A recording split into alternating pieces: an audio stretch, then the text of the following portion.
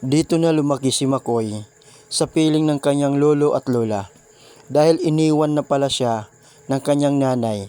Ang tatay niya may sarili na palang pamilya. Maawa kayo sa amin, wala kaming bigas, tulungan mo kami.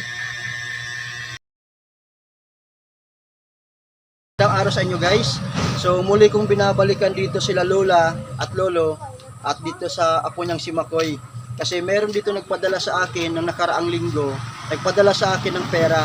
Napaabot pa yung tulong ni Ma'am Jonah. So pupuntahan ko dito sa bahay nila. Magandang hapon, Nay.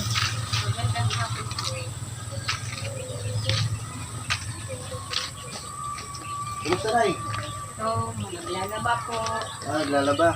Opo. Sumapot. Magandang hapon, guys. So dito tayo ngayon, dito si Nanay, naglalaba. So kumusta naman, Nay? Ito, naglalaba muna ako sa damit. Nabuti ng lalaba ngayon, ah. Opo. Kumusta naman, Nay? Nasaan si Makoy? Nag-aaral po. Nag-aaral. So anong grade na ba siya? Grade 2. Grade 2. So maganda naman, nag-aaral po yung bata. Opo. Okay. Kumusta naman si tatay? Ito, nandun po. Nakaupo lang siya maghapon. Maghapon. Opo. Kasi hindi naman talaga siya nakakatayo na, di ba? Hindi na po nakakatayo. So ganito, Nay, kasi marami nagtatanong sa akin tungkol kay Makoy. Kasi yun nga, nasaan pala yung magulang ni Makoy? Nasa Maynila po. Nasa Maynila yung nanay ni Makoy. Opo. So nagpapadala ba yung nanay niya dito para kay Makoy? Hindi na po. Hindi na po siya nagbibigay sa bata. Hindi na siya nagbibigay sa bata kasi ewan ko, iniwanan naman lang yan sa akin. Simula nang isinilang siya, Ngayon, ilang buwan siya bago iniwan ng nanay niya? mga 3 months. Opo. 3 months na siya. Opo. Tapos iniwan sa inyo, tapos pumunta ng Manila yung nanay niya. Opo. So nagpupunta pa ba yung nanay niya dito? Hindi na po. Hindi na nagpapakita o kahit pa lang magparamdam. Hindi na po. So nagbibigay siya ng sustento sa anak niya. Wala na po. Hindi na siya nag-aabot sa Grabe. akin. As Hindi in, na po nag-aabot sa akin. Talagang pinabayaan talaga ng nanay niya yung anak niya dito. Kaya kayong nag-aalaga. Opo. Ako na lang kasi isa lang siya na apo ko na kinakayanan ko na lang para Oo.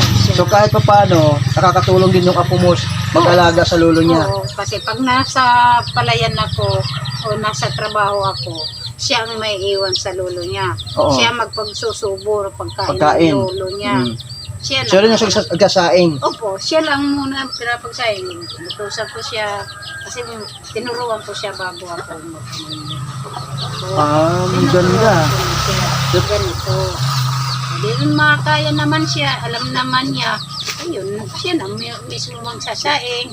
Pagbalik ko dito Oo. galing sa palayan. Palayan, may sinaing na. na. Oh, nakakain na yung lolo niya. Oo. At least malakakatulong sa inyo si Makoy. Opo. Oh, ang importante lang na ipapag-aralan niyo si Makoy. Opo. Oo. Yun na. So at least si Makoy nakakatulong sa inyo. Opo. Oo. Siya na. Pero alam mo na actually nung unang punta ko dito, naawa ko kay Makoy.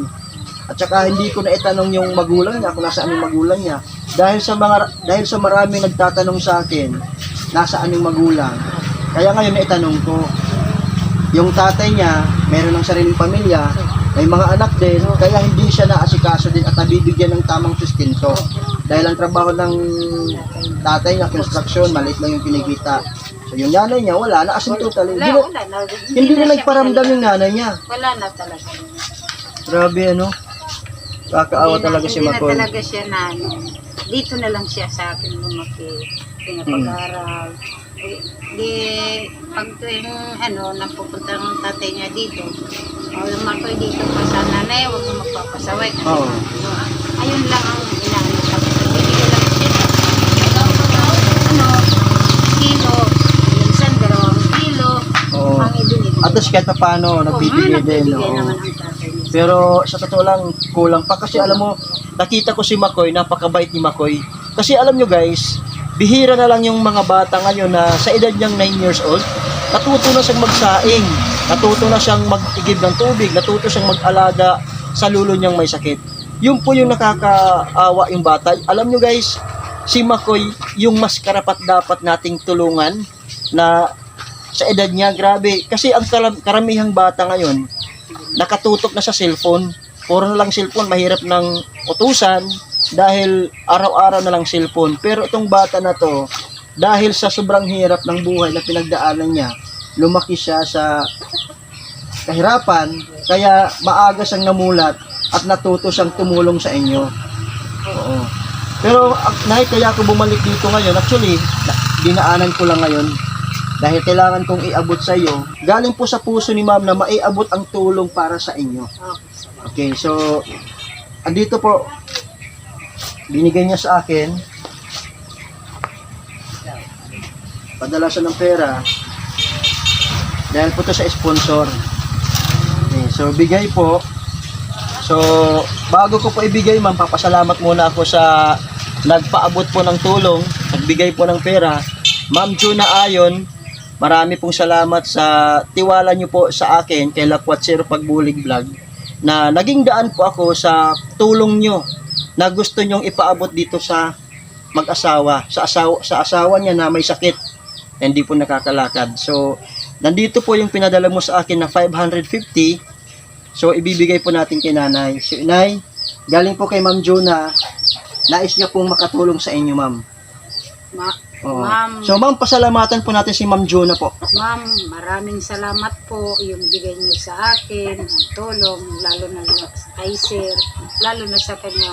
Maraming po salamat sa inyo. Sana marami pa kagaya sa inyo, makatulong kagaya sa akin. May awa po yung Diyos, Nay. Salamat. So alam mo, Nay, naging daan lang po ako para makapag-abot ng tulong po sa inyo. Kasi marami pong mga tao na mayroong mga mabubuting kalooban na handa ring tumulong sa mga taong kagaya nyo po na naghihirap, lalong-lalo na po kay Makoy na sa edad niya talaga deserve niyang tulungan siya eh. Diba?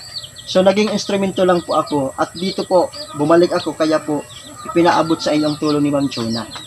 So pasalamat po tayo kay Ma'am Juna. Ma'am Juna, maraming salamat po sa tulong na ipinaabot nyo sa kanila. Maraming salamat po, ma'am. Maraming salamat. Salamat, Sir.